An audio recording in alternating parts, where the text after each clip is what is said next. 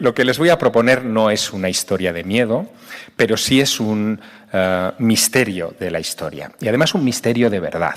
Aunque parezca novelesco lo que les voy a contar, forma parte de algo que nos va a llevar en los próximos minutos al siglo XVII, que es un siglo especial en la historia de España, ¿no? Es un momento en el que con Felipe IV, con el rey Planeta, que es como lo llamaban, no porque hubiera ganado el premio Planeta, sino porque tenía posesiones en todo el orbe. Con el rey Planeta, España llega a su máximo de territorios bajo el control de la corona de España. Y en ese punto, en ese pináculo, pues ocurre lo que ocurre cuando uno, siendo ciclista, llega a la cumbre de una montaña. Y es que al final empieza la cuesta abajo, ¿no? Y eso es lo que nos sucedió.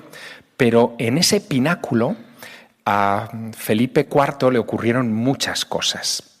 Es un momento de la historia que para este hombre tuvo que ser, yo diría que agridulce y quizá más agrio que dulce, porque cuando uno está ahí arriba, no sé si ustedes lo han pensado alguna vez, cuando uno es rey, y es un rey como Felipe IV, las noches tienen que ser muy largas y muy solitarias, ¿no? La conciencia tiene que pesar mucho. Sabes que cualquier decisión, y más si te has educado en el catolicismo, como es el caso de este monarca, sabes que cualquier decisión puede influir en los destinos, para bien y para mal, de muchas personas.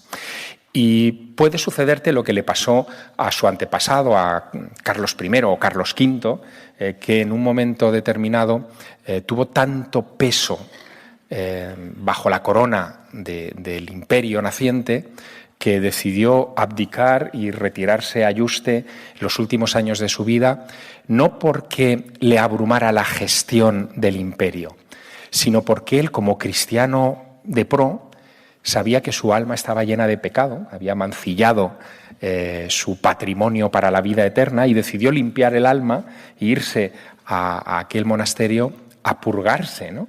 Solamente se llevó algunas cosas, pero entre sus tesoros favoritos se llevó un cuadro de Tiziano que hoy cuelga en el Museo del Prado, que se llama La Gloria. Es un cuadro espectacular, está a la entrada de la Gran Galería del Prado, en el que se ve al propio Carlos V entre todos los personajes de la Biblia. Ahí está Noé, está San Juan Bautista, está la Virgen y Jesucristo y Dios Padre en la parte superior del cuadro, pero está también San Jerónimo con su Biblia, en fin, están todos los grandes personajes del catolicismo y en medio de todos ellos, Carlos V cubierto con una sábana blanca, arrodillado ante Dios Padre y Dios Hijo y el Espíritu Santo, sin su corona, pidiendo permiso para entrar en la gloria, por eso se llama la gloria. Y Carlos V, los 2 últimos años de su vida, acudía todos los días a la iglesia de Cuacos de Yuste, que no sé si han estado ustedes, pero tiene un altar muy particular en alto, con unas escaleras que suben hacia arriba. Él se tumbaba boca abajo en esas escaleras, levantaba la mirada, veía el cuadro donde estaba él representado como muerto, pidiendo permiso para entrar en el más allá, y se recordaba la importancia de lavar el alma para que le dejaran pasar al otro lado. Pero junto a esa atmósfera pasan otras cosas. El hijo de Carlos V, Felipe II, era un rey que se rodea de astrólogos. Hay una carta natal del propio rey en el Escorial que se conserva, en donde está el vaticinio de lo que va a ser su reinado.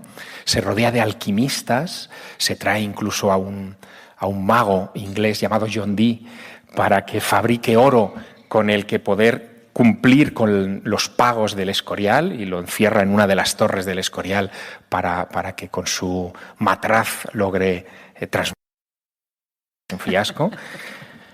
Pero es que los siguientes que llegan, entre ellos Felipe IV, navegan en esas aguas de lo ultracatólico, pero también de lo supersticioso, de lo mágico. Y si ustedes ven, por ejemplo, con amplitud la obra de Diego Velázquez, que es el pintor de la época de Felipe IV por excelencia, el pintor real, verán que hay muchos infantes maravillosos, no tan conocidos como las meninas, pero que aparecen con un montón de talismanes colgados de sus vestidos para prevenir el mal de ojo y que no se acabara con ellos. Hay quien ve incluso una especie de horóscopo en las propias meninas, ¿no?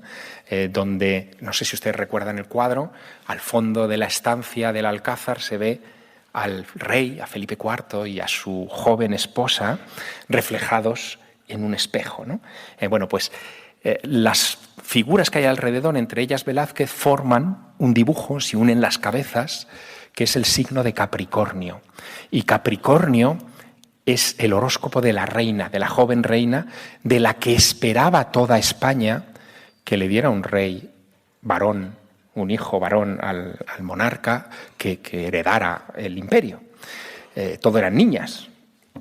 Bueno, le dio un rey varón que, claro, fue con toda propiedad el hechizado, ¿no? O sea, fue Carlos II. Bueno, ese es el ambiente. Hay más cosas como prólogo al viaje que vamos a hacer. No me resisto a contarles algo que también es muy madrileño. Saben ustedes que una de las aportaciones fundamentales del rey Felipe IV a Madrid fue el Parque del Retiro. El Parque del Retiro fue un proyecto del conde-duque de Olivares que, para distraer al rey de las cosas políticas y tenerlo en otras cosas menos molestas, le construye un parque. Cuando se está haciendo el parque, corre por Madrid la maledicencia de que el parque es un hechizo, está encantado, es un encantamiento. Es época de encantamientos. El Quijote habla mucho de los encantamientos y esa cosa, en fin, circula, ¿no? Luego, era un rey que estaba muy, ¿cómo decirlo?, muy abierto a esas historias. Esto es importante que lo sepan para lo que les voy a contar. Es una historia que la voy a mezclar con mi propia experiencia de cómo me la encontré y que de alguna manera es una historia tan increíble que en vez de contarla en un ensayo o en un libro periodístico, que es lo que me pedía el cuerpo cuando la escribí, porque yo entonces era un joven periodista, la tuve que convertir en novela, me obligaron a convertirla en novela, de increíble que era, y así, además de periodista, nació un escritor literario, ¿no? Esa historia comienza con algo tan increíble como esto que van ustedes a ver aquí. Me voy a levantar, así lo voy señalando. Esto que ven aquí es una casulla, forma parte de una ropa talar, que se encuentra en las vitrinas de un convento de clausura en el pueblo soriano de Ágreda. Ágreda está a los pies del Moncayo, cerca de Tarazona, en la frontera entre Soria y Zaragoza. Es un pueblo de 3.000 habitantes y el convento de clausura es un edificio probablemente el más grande del pueblo que se fundó en el siglo XVII. Lo funda una familia, fíjate qué historia también, en la que el padre y la madre, como no podían divorciarse, bueno, había divorcio, deciden fundar cada uno un convento. Hay que ingeniárselas. El padre funda un convento para chicos y se lleva a sus 2 hijos, y la madre funda un convento para chicas y se lleva a sus 2 niñas.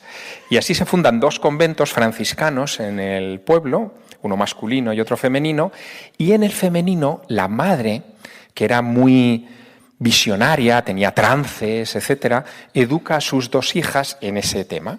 Y una de ellas, la más joven, María de Jesús, empieza a tener visiones. Cuando tiene 18 años, esas visiones son cada vez más fuertes. Ella cree que su alma viaja a una tierra exótica de la que he oído hablar en una representación teatral de Lope de Vega. Lope hablaba de las Américas ya en aquel tiempo, y aquello era la gran novedad, era como hoy hablar de SpaceX, ¿no?, de los cohetes espaciales, pues aquello era la novedad del tiempo. Y la chica, que era, en fin, muy curiosa, se queda con esa historia y su alma se proyecta a esos lugares porque ha oído en la obra de Lope de Vega que se necesitan conversiones de todos esos indígenas que se acaban de encontrar los misioneros en el Nuevo Mundo. En esas visitas ella observa y se fija en cómo los indios llevan mantas y taparrabos y vestidos que tienen formas geométricas. Y ella, que nunca ha estado, por supuesto, en Nuevo México y que no ha llegado noticia de todas esas modas a España, las borda en los vestidos talares. Uy, perdón. A ver. No. Vamos a ver. Yo quiero pasar a la siguiente.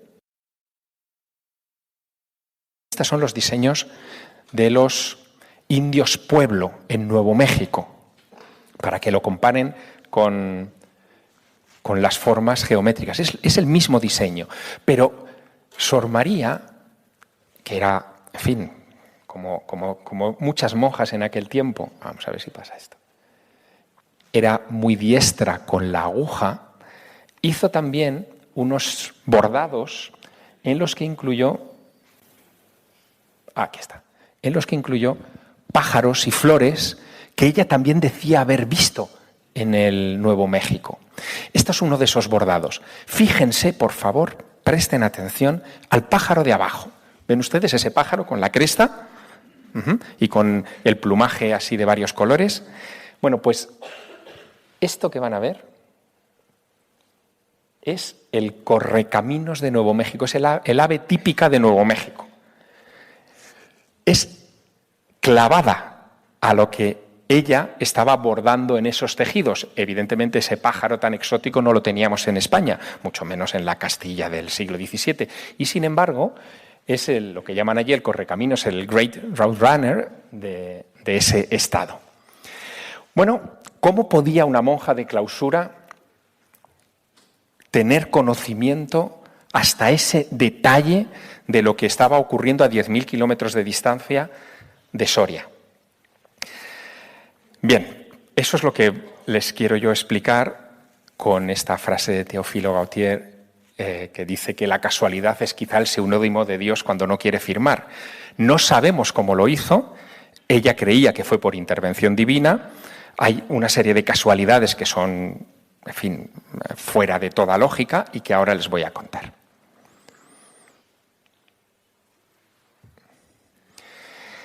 Verán, esta historia comienza en realidad a tomar cuerpo en el año de 1629. En 1629 la diócesis de México ya estaba muy asentada. Los españoles ya tenían aquello bastante controlado. El primer obispo, que además es vasco, era Fray Juan de Zumárraga, un personaje con un carácter extraordinario, que es el que asienta la fe cristiana en ese lugar. Pero les resulta muy difícil a Fray Juan de Zumárraga y a las tropas españolas controlar lo que pasa al norte, hacia lo que hoy son los Estados Unidos. Hay una ruta, que es la ruta real, por la que intentan hacer comercio con algunos pueblos, pero casi todos los encuentros con los indios nativos de esa zona acaban en desgracia. Los jesuitas, por ejemplo, se adentran en el estado y los indios de esa región los masacran. Tienen un montón de problemas. Los franciscanos deciden irse a lo que ellos llamaban Nueva España, que era la zona del Nuevo México actual, el Río Grande. Van con soldados y montan una expedición en 1629 de 29 franciscanos con un pequeño retén de soldados para explorar el Río Grande. Iban, perdónenme la expresión, acojonados, porque lo que les había ocurrido a los jesuitas había marcado un gran problema en aquel tiempo. Cuando van subiendo por el Río Grande, se encuentran con un paisaje que parece de Expediente X. Lo que se encuentran son los indios que se van encontrando, que van saliéndoles al paso de distintos asentamientos, que les van a recibir. Algunos de ellos han atado con cuerdas unas cruces y salen como en procesión y les piden, por señas, porque no están hablando el mismo idioma, les piden el bautismo, les piden ser bautizados. Y los franciscanos, estupefactos con aquella historia, se asientan entre ellos, aprenden un poco el rudimento de la lengua, se buscan intérpretes y logran preguntarles a esos indios cómo es que les han salido al paso con esas cruces toscas y les piden el bautismo si no ha ido ningún español previamente por esas latitudes. Y los indios les dicen que desde hace unos años una misteriosa dama azul, una mujer vestida con hábitos azules, se les aparece. Bien, rebobinemos. 1629. Una mujer sola, blanca, vestida de hábitos azules, está paseándose por Nuevo. O es la Virgen de Guadalupe o no sé qué puede ser. Los misioneros están encabezados por un señor que se llama Fray Alonso de Benavides, es un portugués, que lleva un retrato como un escapulario de Felipe III, o sea, justo antes del rey Felipe IV, que es Sor María Luisa de la Ascensión. La monja, todo el mundo la conocía como la monja de Carrión. Era una mujer que tenía la capacidad de estar en dos lugares a la vez. Ella, por ejemplo, contaba cómo había asistido a los funerales de Felipe III y cómo vio cómo lo enterraban con el hábito de San Francisco, dando detalles del entierro a sus hermanas de congregación que luego resultaron las noticias del entierro del rey. Este franciscano era devoto de esta madre María Luisa de Carrión, de la monja de Carrión, y pensó que quizá, pues oye, a lo mejor era la dama azul. Le enseñó el retrato a los indios y los indios dijeron, no, esta es muy vieja, muy fea. La nuestra es más guapa, es más joven. Así que recogió toda la información que pudo y en 1630, al año siguiente, regresa a España, de esto a su orden, pero también al rey, que al final es el que estaba detrás de la financiación de todos esos viajes. Les cuenta esa historia de cómo llegan a estas tribus y les reciben, en fin, pidiéndoles ser convertidos. Le cuentan también que han convertido a miles de almas. Es una exageración, no había tantísimos indios por allí, pero como elemento propagandístico de la Orden de San Francisco fue muy efectivo, todo el mundo estaba muy... Y en la corte alguien le dice al padre Benavides, oye, como no es la fea esta, de la monja de Carrión, pobrecita, hay otra monja joven que también dicen que puede estar en dos lugares a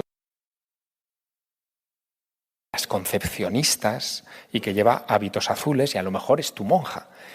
Y Fray Alonso de Benavides hace un viaje en agosto de 1630 a Ágreda a entrevistarse con esta mujer. Está 15 días en Ágreda, hablando con ella todos los días.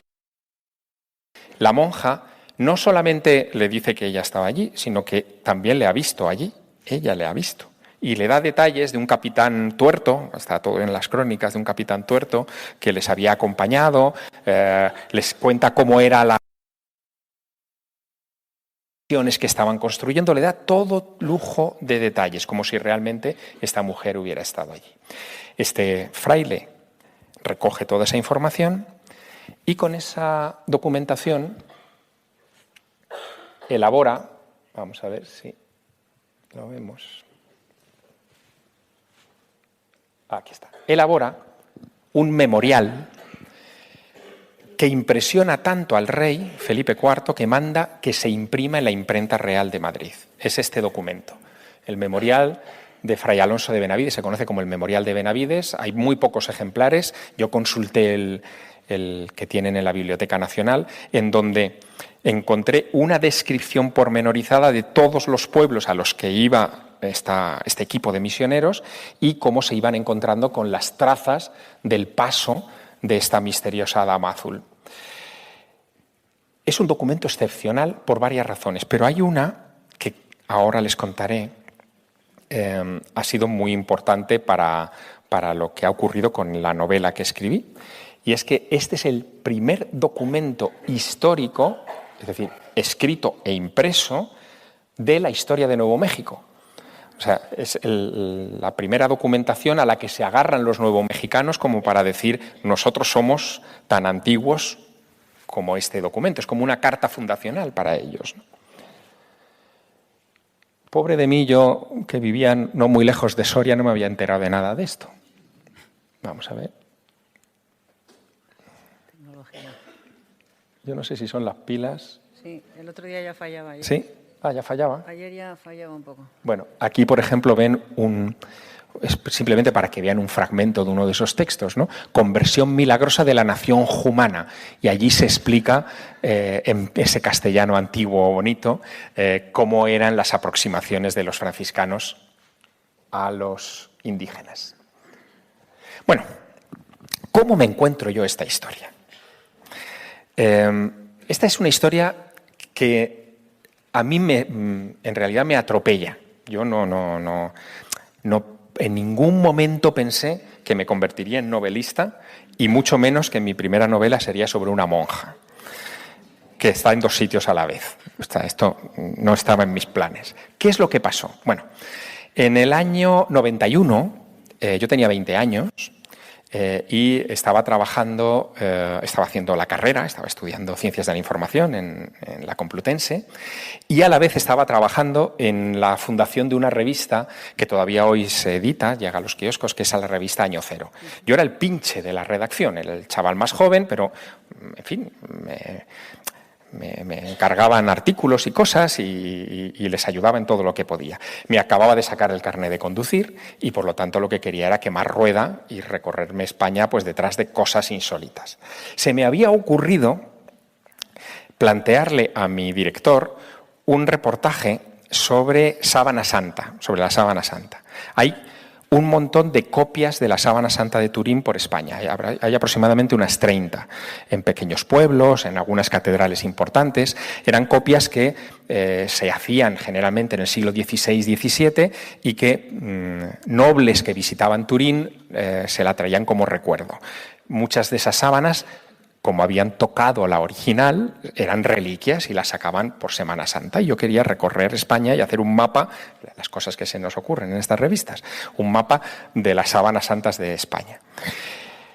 Bueno, yo tenía ese proyecto de reportaje, pero justo antes había publicado este, que es un reportaje donde entrevistaba a camioneros, taxistas, en fin, profesionales del volante que habían tenido experiencias de teleportación.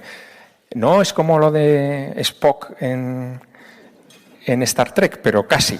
Gente que de repente está por una autopista de pago, entra en una niebla con un camión de combustible y de repente aparece en el otro lado de la autopista sin haber salido con el ticket de entrada, sin saber cómo ha sido eso, después de entrar en una niebla. Recogí varios de esos casos. Claro, esto daba para mucho, puede ser despiste, pero esto daba mucho juego, ¿no? Y escribí este artículo. Y esto en el oficio lo hacemos. Ahora aquí iba a revelar un secreto del oficio. En el oficio, decía, lo hacemos mucho. Los periodistas somos unos ilustres ignorantes de todo. Pero, oye, como que nos da pisto el de repente citar cosas grandilocuentes y tal en algunos de los artículos. Y yo al final de este artículo, 20 añitos tenía, no había internet. Esto también es importante. Al final de este artículo yo menciono la historia de una monja que dicen que está en 2 lugares a la vez y que le atribuyeron la evangelización de Nuevo México. En ese artículo, la historia de la monja la utilizo como el chimpún del artículo, que es ese último párrafo, evangelizar a distancia, y cuento brevemente lo que sabía de la historia. Insisto, no había internet ni se lo esperaba. Yo tenía esa información de un recorte de una revista mexicana que andaba por la redacción y que me pareció simpático. 0 comprobación. O sea, esto no lo pueden hacer los periodistas. 0. Ni la Espasa fui a consultar a ver si existía este personaje. 0. Nada. Simplemente lo incorporé al final del artículo. Y 3 días más tarde de publicarse la revista, mi director acepta que me vaya a buscar las sábanas santas por España.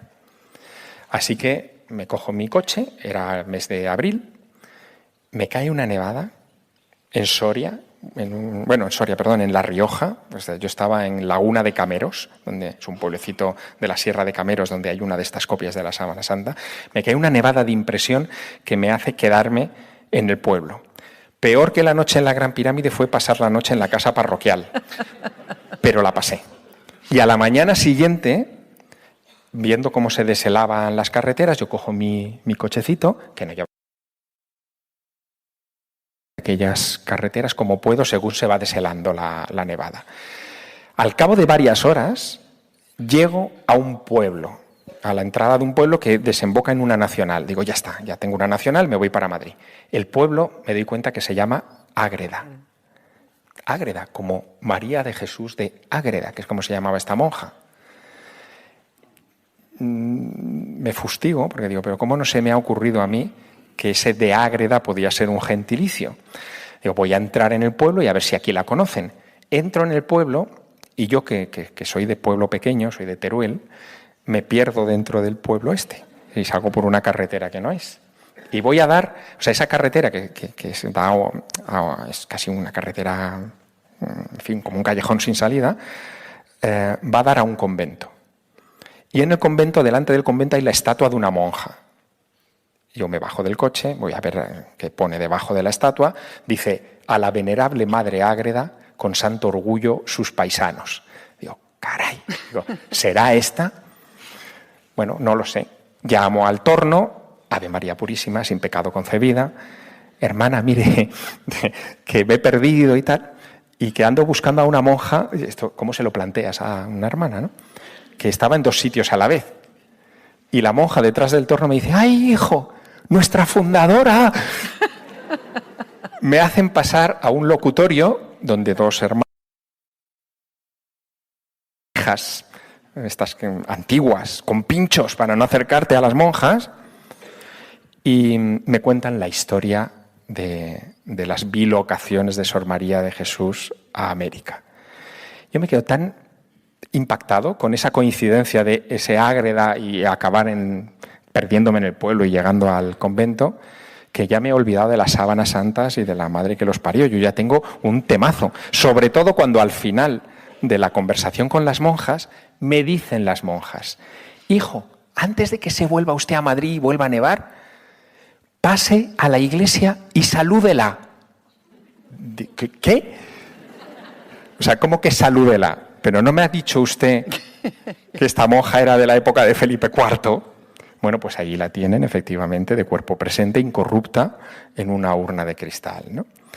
Lo que me cuentan las monjas es que Sor María de Jesús de Ágreda no solo se bilocó a América, sino que estableció una relación epistolar de más de 300 cartas de ida y otras 300 de vuelta con Felipe IV. Es una de las correspondencias más increíbles del siglo de oro español. Una correspondencia en la que el rey Felipe IV le pide ayuda espiritual a la monja, pero en términos muy particulares. Cuando Felipe IV se queda viudo, le pide a la monja que baje al purgatorio a ver cómo está su mujer. Cuando el príncipe Baltasar Carlos muere, es el heredero de la corona y muere en Pamplona, dejando al reino sin rey futuro, muere con 17 años, es un gran drama. Le pide también a la monja que vaya a ver cómo está el príncipe Baltasar Carlos, y la monja, como una medium, le transmite lo que le dicen sus difuntos al rey: que las mujeres de la corte lleven guardainfantes, que no se les aproximen los varones, que hay mucho salido por ahí, ¿no? En fin, la correspondencia es absolutamente increíble. Yo no tenía ni idea de esto tampoco. Ese ilustre ignorante que era, sigo siéndolo, pero bueno, ya con la edad un poquito voy mejorando. Ese ilustre ignorante de repente descubre que el propio rey Felipe IV, en una de las campañas en 1645 contra Cataluña, Cataluña siempre ha estado dando la lata, se detiene en Ágreda y conoce a la monja. Se conocen a través de los mismos pinchos que yo había utilizado para hablar con las hermanas del convento. Y cuando yo reúno toda esa información, regreso a la redacción y le digo a mi director: mira, lo de las sábanas santas es una tontería. O sea, tengo una historia de una monja que está en 2 sitios a la vez, que predicó en Nuevo México, tal, le cuento toda la historia. Esto es un reportaje, vamos, de portada. Y el tío me dice, pero una monja, ¿Eso a quién le va a interesar? Eso no vende. O sea, respuesta clásica de director. O sea, una monja no vende. Bueno, me pillé tal rebote, porque para mí era como la historia del siglo, que tenía 20 años, que dimití. Dije, ¿cómo? ¿Que no? O sea, que la monja no, pues yo tampoco. Dejé mi trabajo, que era mi primer trabajo, con mi primera nómina, en fin, dejé mi trabajo y me fui. Y me fui con la historia a la revista de La Competencia. Digo, bueno, si no lo quieren en un sitio, lo querrán en Más Allá. Fui a la revista Más Allá. Y en Más Allá me dije, la monja. Dice, pero mira, como hemos leído tus reportajes en La Competencia y vemos que viajas mucho y que te gusta y tal, ¿a ti te apetecería hacer un viaje internacional? Tú imagínate esto con 20 años. Hombre, vamos. Digo, ¿cómo? ¿Ya? O sea, ¿a dónde me mandáis? Pues mira, es que hay un congreso de ovnis en Nuevo México. Sí, ustedes ríanse, pero yo lo que sentí fue un escalofrío, porque digo, pero ¿cómo? O sea, de todos los rincones del planeta me van a mandar a Nuevo México. Claro, por supuesto le dije que sí, que me iba a Nuevo México. Me fui a Nuevo México, cubrí informativamente el Congreso de los OVNIs, pero por supuesto me fui a buscar a la monja. Y fue un primer viaje, luego vinieron más detrás de la monja.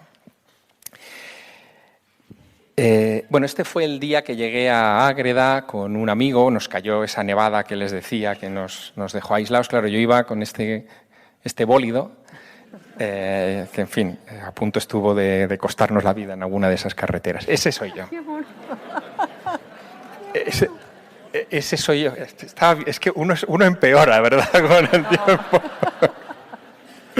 Claro, ese es el chico que estaba a punto de dimitir y no lo sabía, ¿no? De su primer trabajo. Y este es el convento, con la estatua de la monja que les decía, ¿no? Bueno, estos son los escenarios de ese drama, y esta es la monja incorrupta que tienen allí en la iglesia, ¿no? Bueno, en ese viaje a Nuevo México me encontré cosas que no esperaba. Por ejemplo, me encontré que en Nuevo México hay una zona del estado que allí llaman la monja arrodillada. Toma ya. La monja arrodillada, en realidad, no sé si les alcanzará la vista. Es esa roca que ven ustedes al fondo, esa montaña, ven que hay justo en el borde del precipicio como un pináculo. Bueno, pues ese pináculo allí parece que tiene aspecto de monja y lo llaman la monja arrodillada y da nombre a toda la región. Me encontré también con las misiones que la monja de Ágreda había visto en la distancia. Y me dediqué a una investigación que fue una locura, porque las crónicas decían que la monja, en esos viajes a Nuevo México, había repartido cálices y rosarios a los indios. Cuidado, esto eran palabras mayores, ya no era una visión, que les había dado algo físico. Los rosarios es difícil de rastrear, pero los cálices, como cualquier objeto, en fin, de joyería, tienen una marca de joyero. Si yo encontraba un cáliz con una marca de joyero de Soria, ya, o sea, a mí me daría algo. Y me dediqué a buscar en todas las parroquias del Río Grande antiguas los cálices, y buscando las marcas de joyero. No se pueden ustedes imaginar la cara que me ponían los curas cuando llegaba allí de España. Digo, mira, yo vengo de España, que me enseñe los cálices. Y cuando tenía que justificar por qué quería ver aquello. Bueno, me traje un montón de cálices, ninguno era de Soria. Pero había una clave detrás de esta historia. Estas bilocaciones se producen en un periodo que va más o menos de 1625 a 1630, ¿no? En ese periodo de 5 años. En 1640, en Nuevo México, se vive algo, es un episodio histórico, que se llama la Revuelta de los Indios Pueblo. Los indios, pues como los sindicatos ahora, ¿no? Se revuelven contra los españoles y queman iglesias, saquean tesoros, en fin, se llevan todo lo que pueden, y en esas racias desaparecen todos los objetos litúrgicos anteriores. Todo lo que hay en Nuevo México es posterior a la revuelta de los indios pueblo de 1640. Luego Si había alguna prueba, yo no tenía, física me refiero, no tenía manera de conseguirla. Aún así, bueno, esto es otra confidencia que no les he contado. Yo soy hijo de cartero. Mi padre trabajó en correos toda la vida. Y antiguamente los carteros hacían una cosa que a mí me parecía magia, ¿no? Y es que cuando querían mandar una carta, no hacía falta que compraran sello. Simplemente ponían Sierra Correos en una esquina, zasca, mata sellos y la mandaba. Claro, cuando yo me enteré de eso, como yo también soy Sierra, pues digo, pues ya está, pues pongo Sierra Correos y mando cartas a topichichi. Y yo me dedicaba a mandar cartas urbi et orbe, o sea, pues cartas a la NASA para que me dieran sus archivos secretos sobre ovnis, cartas al gobernador de Nuevo México para que me dejara entrar en los sitios, cartas a Felipe González, me contestó, por cierto, con 17 años me contestó diciendo que él no sabía nada de ovnis, en fin, estas cosas, ¿no? Todo eso está meticulosamente guardado en mis archivos, por supuesto, ¿no? Y ahí conseguí algunos permisos, gracias a esas cartas, para entrar en algunas de estas comunidades que aún hoy recuerdan la historia de la Dama Azul contada por los viejos de la tribu, por decirlo así, ¿no? Bueno, con toda esa historia, en Más Allá, al final, cuando ya volví de aquel viaje a Nuevo México, al final me publicaron el artículo, o sea, menos mal. Pero yo quería más. Había estado haciendo muchos kilómetros con esta historia, había estudiado mucho ya de aquel periodo y yo quería escribir un libro. Y hice mis esquemas y mis propuestas y tal, y escribí Sierra Correos a todas las editoriales del país. Todas. Oye, ninguna quería el libro. O sea, Planeta me lo rechazó también. Yo esto se lo recuerdo a los de Planeta hoy. Digo, mirad, o sea, no estáis atentos al joven talento, ¿no? Pero hubo un editor que a fuerza de machacarlo, quiso reunirse conmigo y me dijo, mira, Javier, esta es una historia que no se la cree nadie, pero igual si la conviertes en novela, puede que funcione. Y yo, que había escrito cuentos y cositas en mi infancia y tal, digo, pues bueno, pues venga, con esa, en fin, esa osadía que da la inexperiencia, me lancé y escribí La Dama Azul. Ya me dijo el editor, no creas que esto va a vender nada, porque las monjas no venden. Entonces, pero yo publiqué el libro y el libro es una historia que mezcla la historia de la Dama Azul con algo de espionaje, con otras cosas así, en fin, que a mí me preocupaban en ese tiempo y que estaban conectadas con esto de las bilocaciones, y el libro se convirtió en un éxito y empezó a reimprimir y a tener ediciones una detrás de la otra. Así que se rompió el tabú de monjas no venden. De las monjas no venden. Me lo presentó Jiménez del Oso. ¿Se acuerdan ustedes de Jiménez del Oso? Qué grande. Me lo presentó en el Faro de Moncloa, que entonces era la gran novedad de Madrid. O sea, se hizo una presentación de postín. Para mí fue como presentar un libro sobre una monja que se biloca en un ovni. O sea, en fin, fue maravilla, ¿no? Y ese día, el de la presentación del libro, esta es la invitación, 23 de septiembre de aquel año, del 98, que es cuando se publica el libro, yo había decidido, porque claro, me contrataron en Más Allá a raíz de toda esta historia, pues yo había decidido dejar la revista. Digo, ya, estas cosas de la juventud.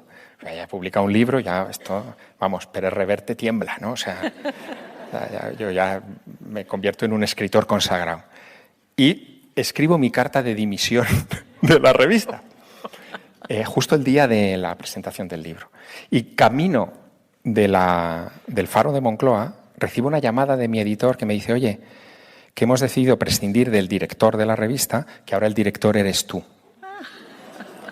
Digo, la madre que me parió, si yo iba a dimitir. Bueno, no dimití, lo vi como una señal y me quedé un tiempo de director de la revista y aproveché esa función de director también para seguir indagando cosas, ¿no? de este personaje. El día que se presentó el libro, digo porque todo esto son como señales, la palabra bilocación aparece en los medios de comunicación. No es un término muy común, pero es que, date la vuelta porque te vas a reír, es que Ardanza apareció ese día en el telediario de Antena 3 y en el de Televisión Española, y en los dos sitios pusieron directo. Coño. bueno. Claro. O sea, claro, ríanse, pero nadie hablaba de bilocación en España. Y de repente, el día que se presenta mi libro, bueno, no era trending topic, porque este término no existía, pero era el tema de moda, ¿no? En fin, lo vi como una señal. Luego he ido recogiendo informaciones en fin, el término bilocación, ¿ves? En las campañas electorales ya ha aparecido la monja de Ágreda como elemento electoral, ¿no? O sea, algo estaba cambiando respecto a este personaje olvidadísimo de la historia de España. Y luego vinieron las ediciones internacionales de la obra. El libro ahora mismo está publicado en 30 países, algunos muy raros. Creo que es la edición de Estonia. En algunos lugares, como aquí, de repente me invitan a presentar el libro, a hablar de una monja de Soria que se biloca en un país extranjero. Créanme que es una experiencia extrasensorial. Yo no sabía por qué me habían invitado a hablar de este personaje y de Felipe IV en Estonia, hasta que descubrí que, esto también es para que se rían ustedes, uno de los patrocinadores de este congreso era una cerveza que se llama La Monja Azul.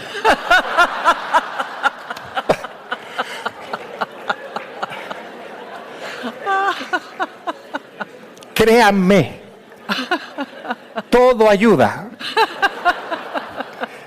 Hasta el punto de que llegó el momento en el que abrí un diccionario de casualidades de cosas que estaban pasando con la monja azul. Y algunas eran sorprendentes, ¿no? La más gorda fue cuando el libro se publicó en los Estados Unidos, ¿no? Era como devolverle a Estados Unidos su historia también. Era una historia que transcurría en Soria, obviamente, pero transcurría sobre todo en Nuevo México. El libro se publica, tiene éxito y de repente, bueno, estos son ediciones japonesas, coreanas, en fin, vean ustedes las cosas raras que se hacen por ahí, ¿no? Y de repente, la edición americana del libro la compra el gobernador de Nuevo México. Allí los políticos, algunos leen, ¿no? Y a ver si pasa la siguiente imagen. Vamos a ver. Y cuando se publica el libro, que esta es la edición americana,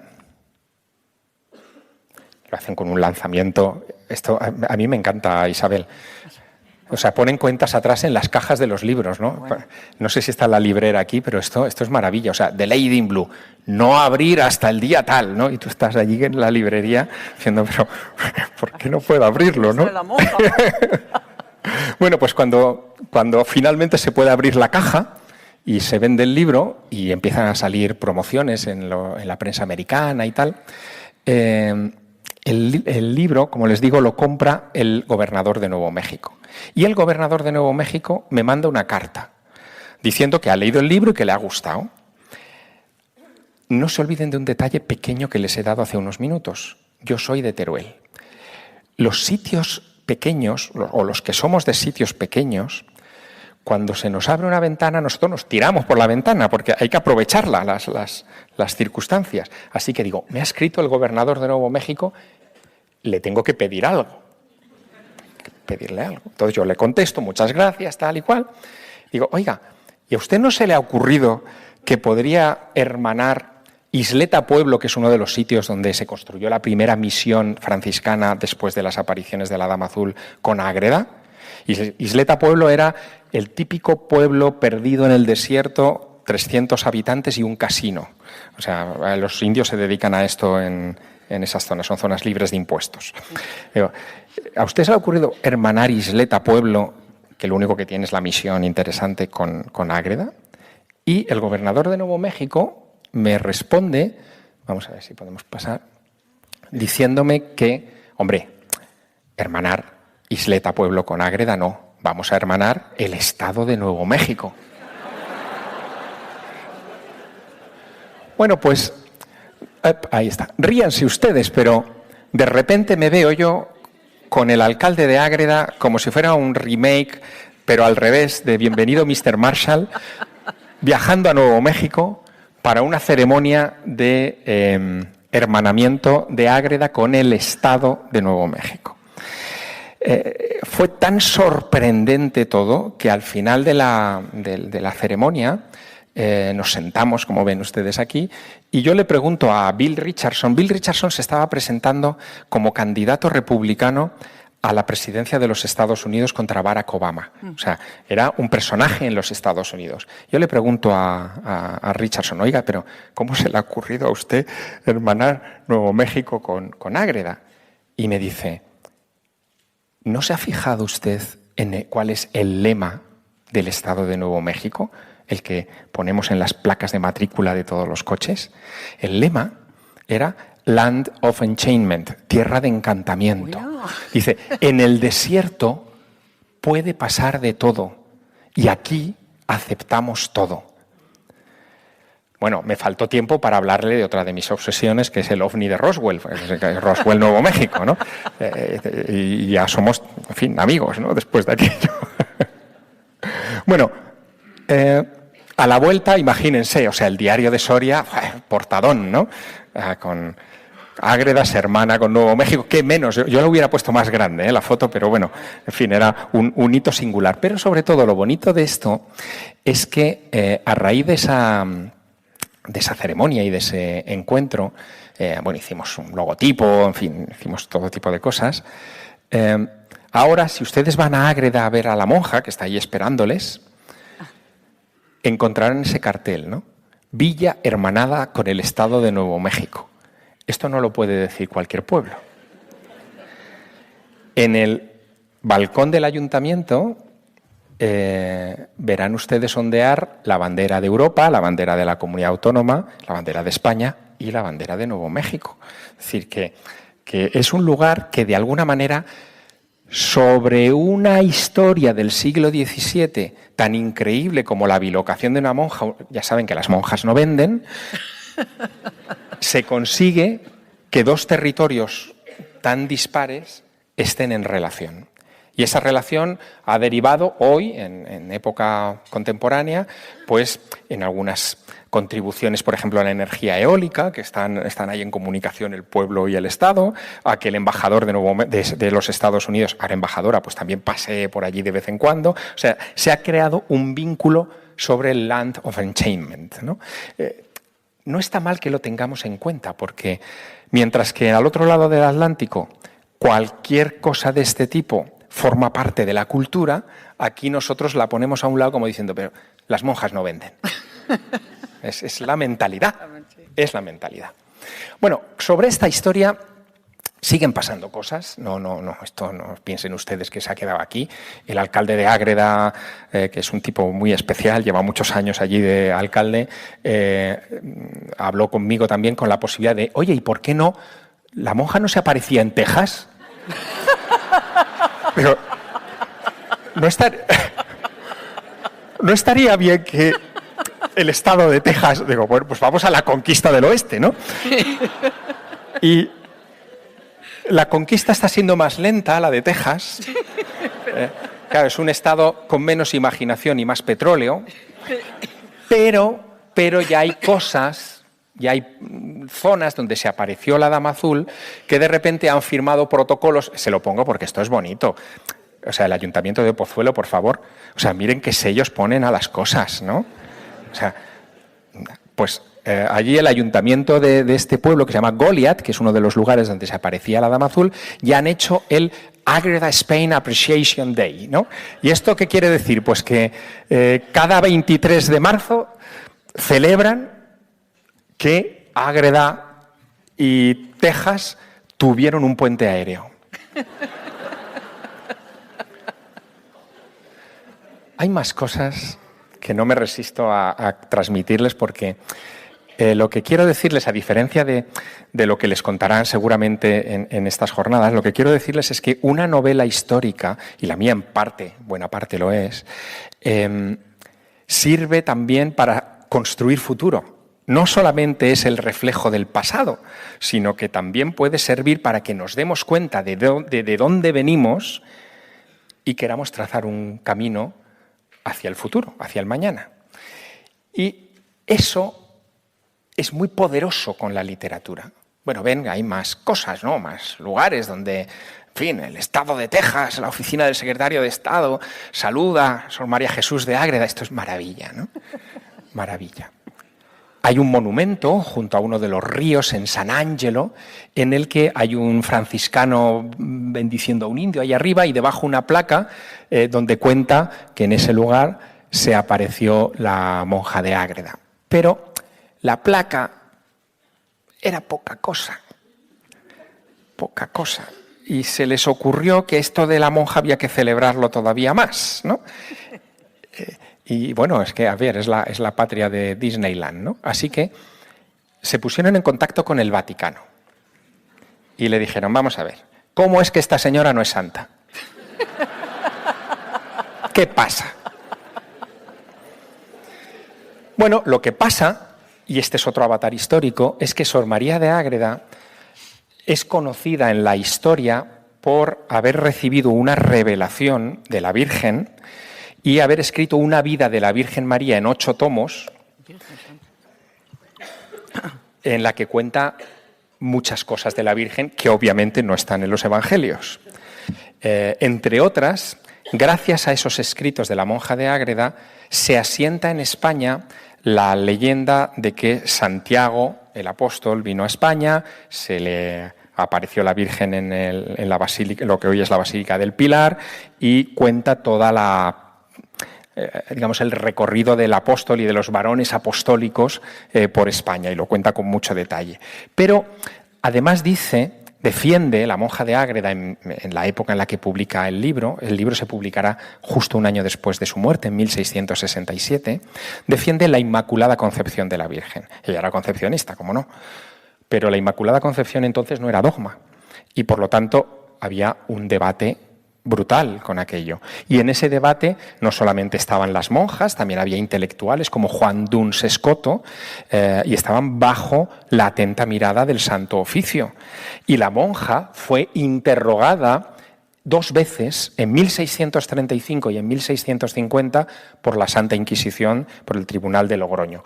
En esos interrogatorios, que gracias a Dios se preservan, la obsesión de los inquisidores es saber cómo hacía ella para volar a Estados Unidos sin pagar billete.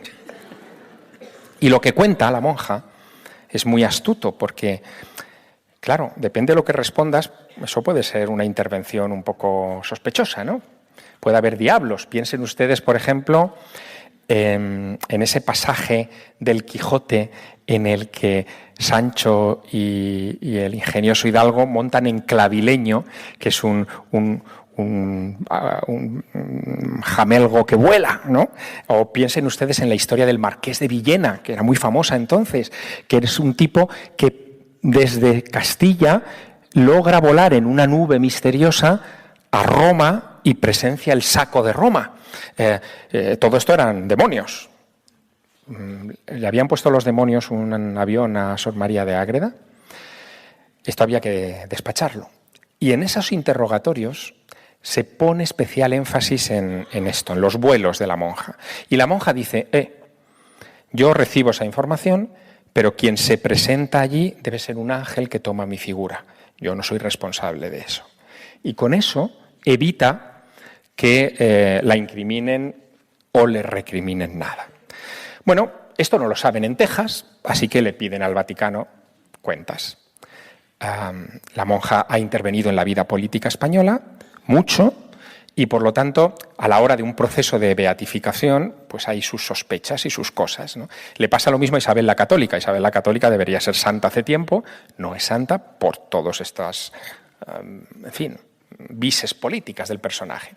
Pero escriben al Vaticano y el Vaticano les manda un relator de la Congregación para la Doctrina de la Fe. Miren, déjenme contarles algo. Yo en mi próxima vida, si hubiera reencarnación, quiero ser relator de la doctrina de la fe, porque es lo más parecido a Fox Mulder de Expediente X que existe. O sea, los relatores de la Congregación para las Causas de los Santos se dedican a investigar milagros, hechos sobrenaturales, cosas raras, ¿no? Y le ponen, en fin, todos los medios a su alcance y tienen el abogado del diablo y tienen comités científicos, etc. Es maravilloso, yo quiero ser eso. Bueno, pues mandan a un relator de la congregación para investigar. Es la primera vez que ocurre desde la época de la monja. Y cuando este hombre va a San Angelo, buscando pruebas, oye, encuentran una cosa. No es un cáliz, que es lo que yo buscaba, no hay un objeto físico, pero tampoco hay documentos, no hay escritos, los indios no escribían, pero los indios ¿saben lo que hacían? Pintaban grafitis. O sea, hay muchos rock art, lo llaman allí, ¿no? Muchos petroglifos sobre las piedras de esa región. Y localizan, a ver si lo podemos ver, localizan este petroglifo debajo de una roca, no sé si lo aprecian bien, es una cruz, y al lado hay como un monigote con una cabeza que parece una señora. ¿Es la Dama Azul? Bueno, el Vaticano no se ha pronunciado, pero se ha llevado esta información para el proceso. El proceso va muy lento, se ha detenido varias veces. No solamente es el tema político, sino también son los cuartos. O sea, todo eso es un proceso costoso y les cuesta a las monjas reunir la financiación suficiente para pagar todos los costes de algo así. Pero bueno, está en Roma. Vamos a ver si podemos pasar la siguiente. Bueno, se podrán ustedes imaginar eso, los problemas que hay con el proceso. Esto simplemente son algunas notas de prensa para que vean cómo es el tema. Pero sí que quiero que vean lo que han hecho en San Angelo después de ese monumento raquítico que les he mostrado. Han decidido encargar una buena estatua, que es esta que ustedes ven aquí, de una monja, es la Dama Azul, entregándole una cruz a una niña india. ¿La ven? Bueno, el artista que ha hecho la estatua es el que hace ahora las estatuas de los presidentes de los Estados Unidos para las bibliotecas nacionales. Es decir que, en fin, es un artista de renombrado prestigio y bueno, ha conseguido hacer esta figura que hermana de nuevo a Texas con España, ¿no? Con Ágreda. En este interín, y con esto termino, se han ido descubriendo cosas. Por ejemplo, en Zamora hay una iglesia del siglo XVII que, restaurándola hace unos años, descubrieron que el techo es una techumbre estilo mudéjar, fue hecho por nativos a los que adiestraron en Castilla, y encontraron, al limpiarla, que en la parte superior de esta techumbre habían puesto unas cabezas de indios, que son esas, y en una de las vigas, vamos a ver si lo vemos, hay como un graffiti en el que se vuelve a ver una cruz, como en el graffiti de Estados Unidos, y una señora abajo, ¿no? Y han interpretado que puede tener alguna conexión con la manera en la que los indios pudieran representar esas visiones de la dama. No deja de ser interesante. Esto yo, claro, ya aprovechando el tema, se lo mandé al Vaticano para que lo sumen al dossier. Le mandé un libro al Papa Francisco, pero no me ha contestado. Ese sería el graffiti, y eso es así para que lo vean ustedes, de la señora, y eso sería una de las clásicas esculturas, que hay algunas bonitas del tema. Pero lo bonito de esto no solamente son esas esculturas y esos grafitis antiguos, es que en tiempos contemporáneos está entrando poco a poco, las monjas no venden, es falso, en la cultura pop. Hay un grupo que se llama Arizona Baby que, oye, le ha dedicado el disco a la monja. Entonces, para que lo vean, es un grupo de rock, lo pueden buscar por ahí, ¿no? A mí me faltó tiempo para ir a buscarle, ¿no?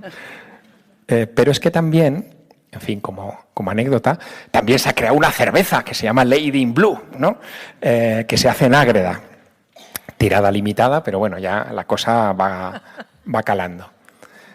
En fin, que de repente, y esto es muy bonito, Isabel, algo que es una historia del siglo XVII que puede parecer fantástica, ha regresado a la cultura popular y ha tenido manifestaciones en nuestros días, ¿no?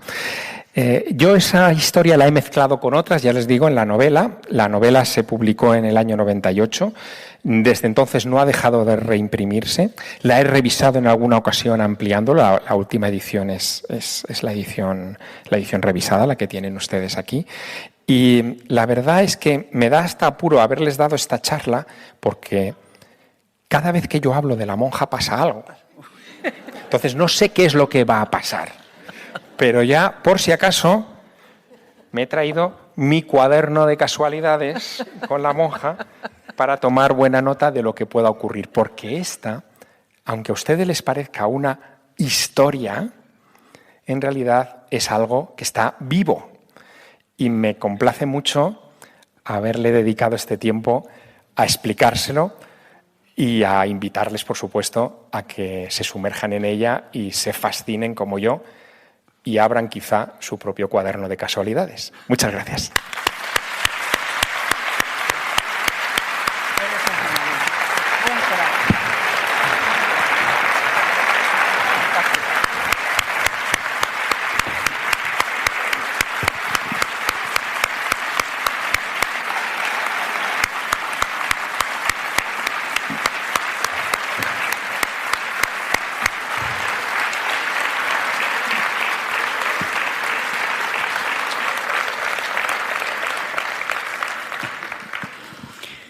Bueno, como verán, no les he engañado, ¿eh? No les había engañado. 1.000.000 de gracias, Javier. Eres un auténtico fenómeno. Yo estoy segura de que hay un montón de preguntas. Tenemos tiempo a lo mejor para 3, 4 máximo, si son rapiditas. Y mientras se levanta la primera mano, yo aprovecho y me cuelo.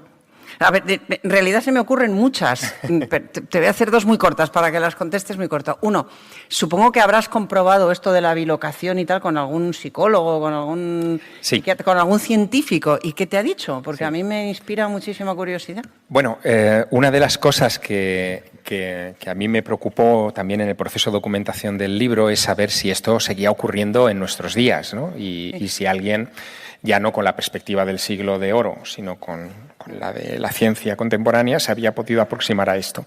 Y encontré una cosa increíble. Y la cuento en el libro y creo una parte de la trama en torno a eso. En la época de Jimmy Carter, las relaciones entre Estados Unidos y la Unión Soviética entonces eran muy tensas. La Unión Soviética, dentro de la Academia de Ciencias de la URSS, había creado un departamento de parapsicología. Todo nos suena marciano ahora, pero ocurrió.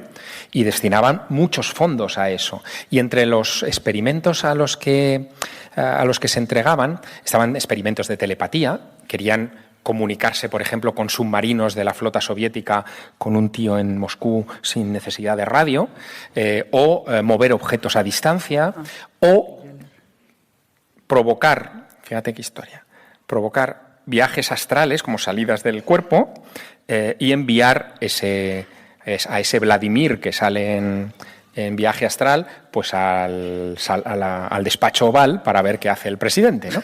Entonces, los americanos saben de esto por sus servicios de espionaje. Todo esto está documentado, o sea, son documentos desclasificados, no me invento nada.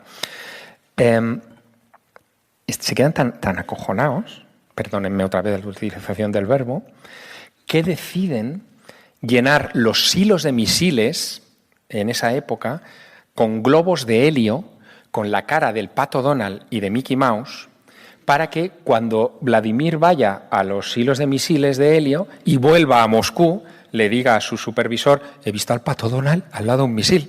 Y le diga: vale, chaval, o sea, estás... ¿En serio? Sí. Entonces, pero espera, porque la historia es todavía más interesante. Los americanos se ponen las pilas y quieren tener su contrapartida y dedican, estamos hablando de los años de Carter, dedican $20 millones, que era un dineral, a la investigación paranormal. Crean un departamento en Fort Meade. Fort Meade son unas instalaciones militares, el cuartel general de la Armada cerca de Washington. Destinan unos barracones a eso y buscan a soldados que tengan problemas de sueño, problemas de percepción, visiones, tal, y los meten allí y los someten a un experimento. Han descubierto que hay un ingeniero de sonido, esto también es real, se llama Robert Monroe, se llamaba, que él sufría salidas de estas del cuerpo, ¿no? Él se echaba la siesta después de comer y en el sofá y tal notaba cómo se salía del cuerpo y se veía desde arriba y el hombre pensaba que tenía un tumor en el cerebro o algo por el estilo, pasó por todos los médicos, nadie le dijo nada, pero empezó a jugar. Dice, hombre, como ya me salgo, en vez de quedarme viéndome a mí, que ya me conozco, me voy a ver qué hace la vecina. Y ve lo que está haciendo la vecina a la hora de la siesta y luego se lo cuenta a la vecina y la vecina estaba haciendo eso. Y dice, ¿esto qué me está pasando? ¿Qué es? Y se da cuenta, es ingeniero de sonido, les decía, que cada vez que él salía notaba como una especie de vibración. Entonces trata en su mesa de mezclas de sintetizarla y crea unos sonidos que los coloca a su mujer, a su hijo y tal. Dicen, dormíos con esto en las orejas. Y la familia empieza también a salirse del cuerpo con esos sonidos. Y patenta, es América, patenta el método y crea un instituto para que la gente se salga del cuerpo. Esto es así, o sea, estas cosas no nos las cuentan, nos aburren con la transición y con estas historias. Patenta ese método y la inteligencia militar americana lo descubre y dice, oye, que te compro la patente, y la empieza a aplicar a los soldados. Y los soldados empiezan a salir del cuerpo y hacen experimentos como cuando te o sea, mientras estás en trance, o sea, estás paralizado y tal, con los cascos, te mandan unas instrucciones por cascos diciendo, ahora vete a 30 grados latitud norte, 50 longitud sur, tal, le dan unas coordenadas y el tipo manda su doble astral a esas coordenadas y dice lo que ve. Hacen experimentos con bases y con cosas militares de ellos para comprobar que funciona y funciona. Y lo hacen también para espiar a los rusos y les va funcionando. Desaparece, cuando hay un avión que desaparece, hay uno muy famoso en la época de Carter que se pierde en África, lo encuentran estos tíos, ¿no? Todo eso genera un montón de documentación que se desclasifica a partir del año 96 con Bill Clinton. Bill Clinton es, en la historia de los Estados Unidos, el presidente que más información ha desclasificado. Millones de páginas de todo tipo. Gracias a Bill Clinton supimos que los Estados Unidos hicieron experimentación con plutonio en civiles, inyectándoles plutonio para ver qué pasaba en los años de la bomba atómica. Entre otras cosas de menor gravedad, aparecen los papeles de la época de Carter con el proyecto. Qué bonitos son poniendo nombres. El proyecto Stargate, ¿no? ¡Qué bueno! Bueno, pues con eso ya encuentro que en época contemporánea ha habido una aplicación de algo que se parece a la bilocación. O sea, el cuerpo está en un sitio, pero lo que sea está en otro. Y construyo dentro de la trama de la Dama Azul una subtrama contemporánea que tiene que ver con estos espías psíquicos que yo llegué a conocer. Monroe dejó, el ingeniero de sonido montó una cosa que se llama el Instituto Monroe, que todavía hoy funciona en Charlottesville, en Virginia, en donde hacen este tipo de experimentos todavía hoy. Y yo me presenté allí e hice un experimento con ellos. ¡Qué bueno! ¿Sí? ¿Te saliste? Bueno, es una cosa alucinante. Me metí, lo que hacen es que te meten en una cámara de aislamiento sensorial, que son como unos cubículos con agua templada, donde tú te tumbas allí en bañador y con unos auriculares, no oyes nada del exterior, estás como en el seno materno, ¿no? Tratan de reproducir eso y me dan unas coordenadas, pero no solamente coordenadas, es que con ese mecanismo ellos pueden decirte vete a tal fecha en tal coordenada. O sea, te puedes mover en el tiempo. Incluso se ha jugado con ir al futuro, han hecho un montón de cosas, ¿no? Entonces a mí me dieron unas coordenadas y una fecha. Yo no tenía ni idea de las coordenadas, claro, yo no tengo el mapa en la cabeza. Y de repente yo empiezo a ver como líneas rectas, como paralelas, tal, y luego siento como una vergüenza horrorosa. O sea, como un pudor, ¿no? Y yo no sabía cómo interpretarlo. Total, que cuando despierto les cuento todo esto, que son como flashes inconexos, y me dice, vale, ahora tenían un sobre allí lacrado con las coordenadas y lo que querían que yo viera y con la fecha, y lo que querían que yo viera era no sé si ustedes conocen a este fotógrafo, es muy famoso, que hace fotografías de, pues imagínense que todos ustedes estuvieran ahora desnudos y les hace una fotografía, ¿no? Sí. Bueno, pues este fotógrafo había elegido una fábrica en Alemania en medio de vías de ferrocarril y en el centro había puesto como una pirámide de gente desnuda, ¿no? Entonces, ¿Tú estabas ahí? Claro, yo no lo sabía interpretar, pero tenía los vislumbres de las cosas en paralela, las líneas paralelas, y la foto que me mostraron, una foto aérea, y efectivamente estaba todo eso, y el pudor era por lo de... Sí, claro, el problema de esto es cómo conviertes esto en información útil. Es decir, en un experimento así, sabiendo a dónde te mandan, pues es fácil, ves y dices, pues sí, se parece. Yeah. Pero si no tienes la solución, yo me hubiera quedado con una sensación de pudor rara y unas rayas que eso no van a ninguna parte, ¿no? Por eso, en la administración Carter canceló los proyectos tiempo después, porque no tenían manera de convertirlo en algo fundamentalmente práctico, ¿no? Que es lo que buscaban. Bueno, yo estaría aquí toda la tarde, pero no quiero abusar. ¿Alguna pregunta toda la noche? No. No veo. ¿Tenías dos tú? Sí, ahí es que no veo. Sí, buenas tardes. Bueno, muchas gracias por la estupenda no le veo, charla. pero...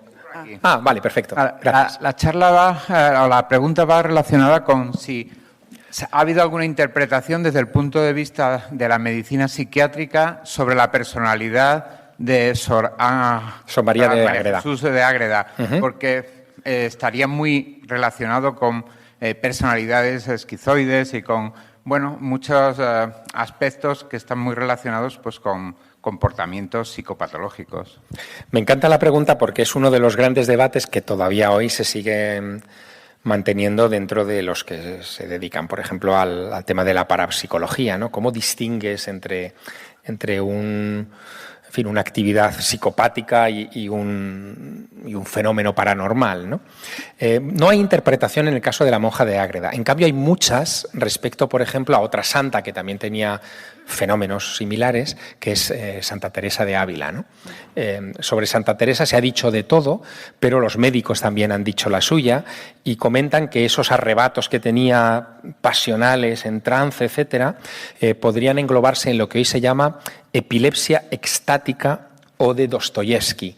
Y es un tipo de epilepsia en el que detrás de un fogonazo tienes ese tipo de sensaciones de elevación, de trascendencia, de estar por encima de tu cuerpo y de lo mundano. Sea lo que fuere, yo le diré la mía, ¿no?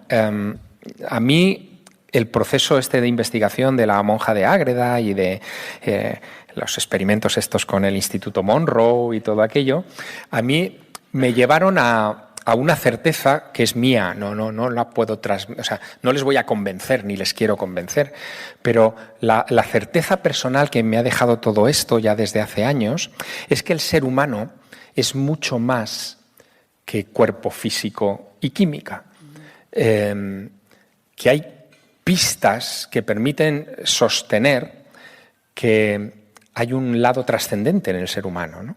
Y en nuestra percepción, que no todo es, como dicen los ingleses, down to earth, ¿no? No todo es tangible, no todo, y ni tiene que serlo. Hay muchas cosas a nuestro alrededor que existen y que no podemos pesar ni medir. Hoy es San Valentín. El amor es una de ellas, ¿no? O sea, no se puede pesar, ni medir, ni cuantificar. Y sin embargo, ¿alguien va a decir que el amor no existe? Exacto.